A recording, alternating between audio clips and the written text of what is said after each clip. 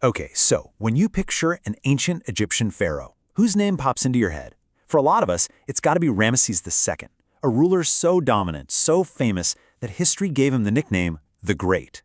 But how exactly does someone earn a title like that? Well, that's what we're here to figure out. Let's dive into the man behind the legend. First up, let's just try to wrap our heads around the time he was in power. He ruled for 66 years. I mean, think about that. You could be born, live your entire life, have kids, watch them grow up, and the same guy is on the throne the whole time. For generations of Egyptians, Ramesses wasn't just a part of their history, he was their history. And that really gets to the heart of it, right? What does it take to get that title, the Great?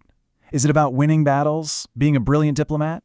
Or is it just about building things so huge, so epic, that nobody can ever forget you? Well, with Ramesses, the answer is pretty much, yeah, all of the above. So here's how we're going to tackle this. We'll look at his rise to power, his defining moment as a warrior, his surprising turn as a peacemaker, his absolutely insane building projects, and finally, how he masterfully crafted his own divine image.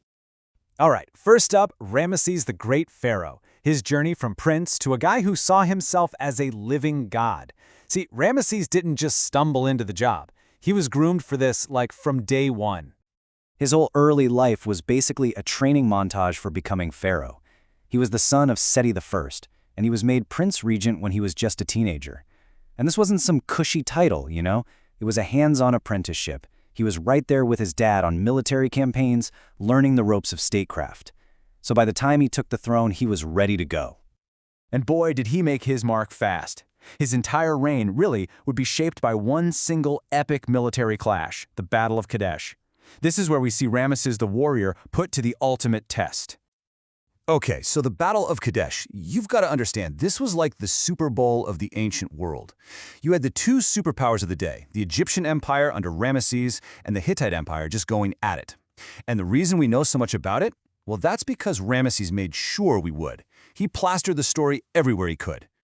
And this is where things get really interesting. Because there's what Ramesses said happened, and then there's what probably actually happened.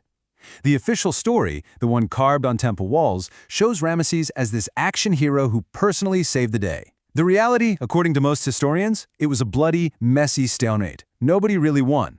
But here's the genius part. Ramesses won the PR war. He knew that controlling the narrative of the battle was way more powerful than the actual outcome. That's a game changer. Okay, but a good war story only takes you so far, right?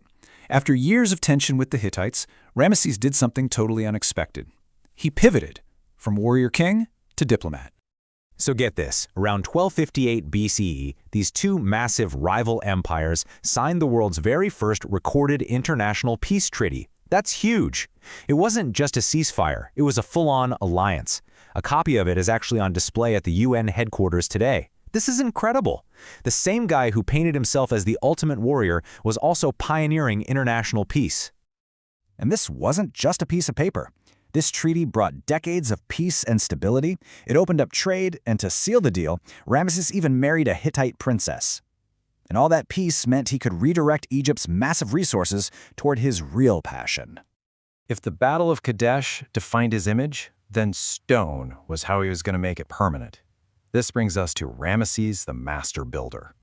I mean, the amount of stuff this guy built is just, it's hard to even comprehend. He built his own massive temple, the Ramesseum. He added huge expansions to the already colossal temples at Karnak and Luxor. But the real showstoppers?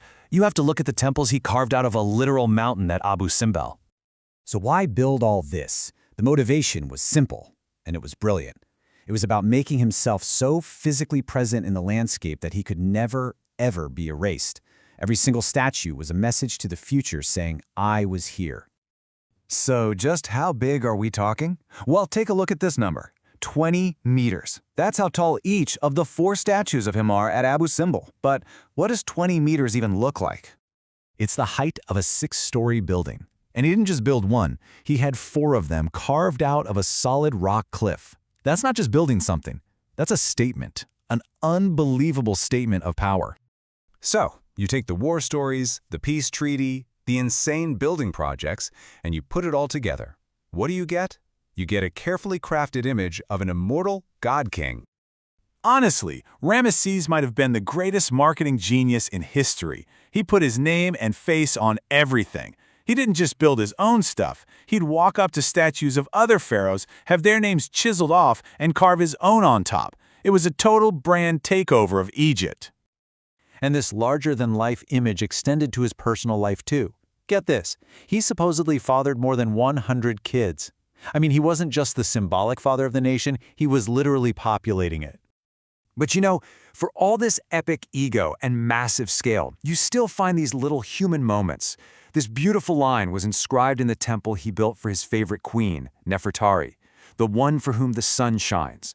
It's this poetic, tender glimpse of the man behind the monument. And at the end of the day, the strategy worked. It absolutely worked. He ruled for so long and built so much that after he died, he wasn't just remembered, he became the great ancestor. He set the gold standard. For centuries after, every pharaoh wanted to be the next Ramesses.